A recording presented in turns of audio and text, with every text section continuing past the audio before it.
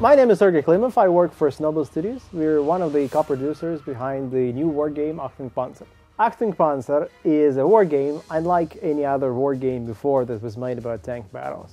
It's both tactical and strategic, it's very accurate historically, and it gives to the war game audience something in terms of features that they've been waiting for a long time to get. One of the questions we get asked quite often about this game is that the maps are so huge and it takes me a lot of time to get to the Germans before the fight begins.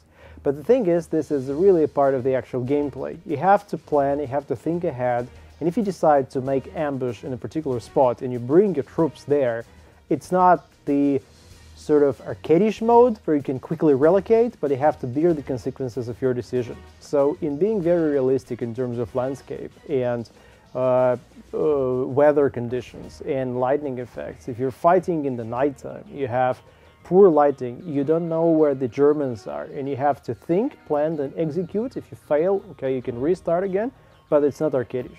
One of the most interesting things about this game is the complete destructibility of any objects in the world of the game.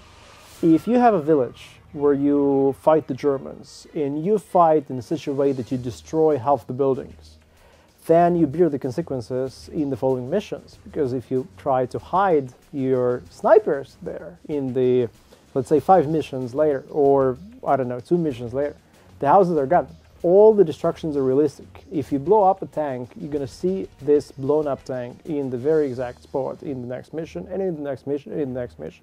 So we put a pretty heavy price on any action that the player takes.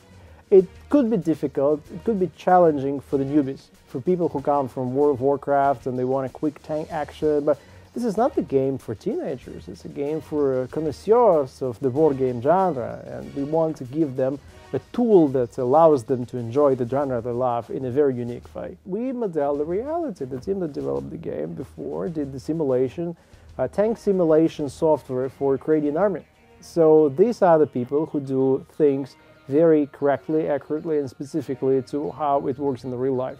So for those who understand the wargame genre, this is a perfect tool. You can play, you can rely on the mechanics, you can rely on the ballistics, on the type of weapons we use, on the type of models, on the tanks that we present, and so on. You can trust the developer that they've recreated the real thing. In the game you have 6 campaigns, 3 for Russians, 3 for Germans, that you play on the historically accurate maps with the historically accurate position of historically accurate forces in the historically accurate landscape, and historically accurate weather conditions. So we brought together a short piece of real history of World War II, which you can experience for each of the sides, and then you can understand the tactical situations during that battle and understand why this is one of the most challenging tank battles in the history of World War II. The total size of the area reconstructed in the game is 36 square kilometers, and the biggest map is 16 square kilometers. And you have one-to-one scale of all the techniques and all the buildings and all the soldiers and so on. People who developed this game are former active army officers who fought in real wars. They fought in Afghanistan and a number of other operations. So for them, the goal to develop this game included recreating the real decision-making environment where whatever decision you make, you cannot unmake. You do not have a quick undo that allows you to go and improve your result immediately. The previous experience of the team is with the tank simulation software. So they wanted to bring the accurate mechanics, the accurate ballistics, the accurate armor protection, the accurate destruction models into the field of games. It's for people who understand and appreciate the wargame genre. And to those people we say, welcome.